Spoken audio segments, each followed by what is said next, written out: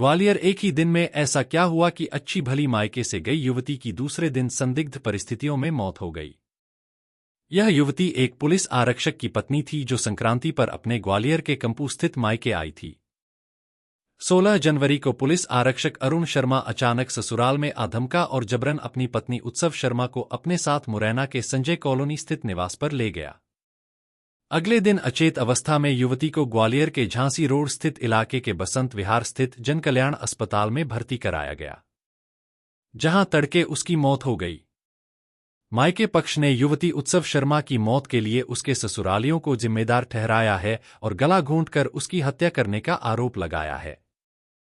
Police विभाग में पदस्थ आरक्षक अरुण शर्मा पर अपनी ही पत्नी की हत्या का आरोप लगा है। यह आरोप मृतका उत्सव शर्मा के परिजनों ने लगाया है।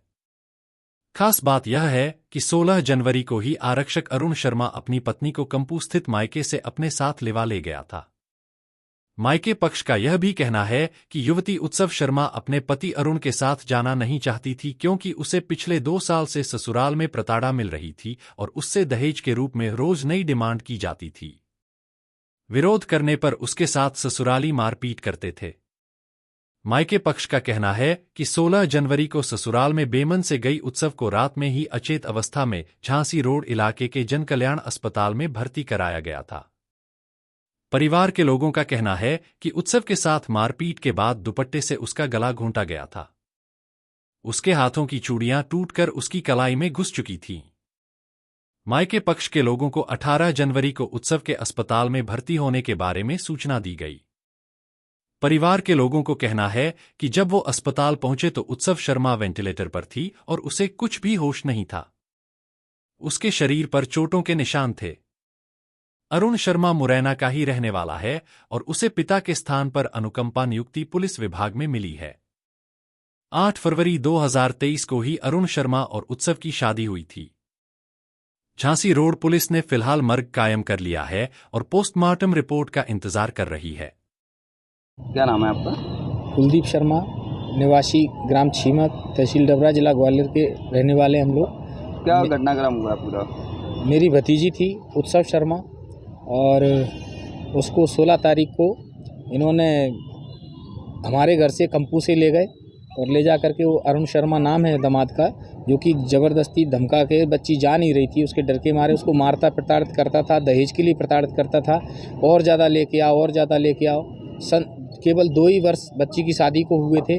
8 फरवरी 2023 को शादी हुई थी और आज 23 महीने केवल हो पाए हैं और उसने बच्ची को 16 तारीख को यहाँ से, हमारे यहाँ से ले गया और ले जा कर के रात्रि में 1 बजे उसको मारा। उसकी चूड़ी वूड़ी फूट गई, हाथ में उसकी में चूड़ी के कांच गपे हुए हैं, हाथ सूजे हुए हैं और उसके गले में दुपट्टा लगा करके, ऐसे रस्सी लगा करके और उसको पूरे उसमें घुमाया और उसको वहीं बिल्कुल मरणासन स्थिति में कर दिया।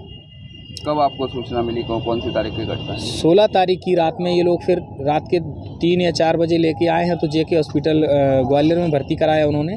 उसके बाद में हमें 17 तारीख को मेरे बड़े भाई जो बच्ची के पिता हैं वीरेंद्र शर्मा, उनको सूचना दी गई कि आपकी बच्ची एडमिट है, और जा कर के देखा तो बच्ची बिल्कुल मरणासन स्थिति में और वेंटिलेटर पर थी।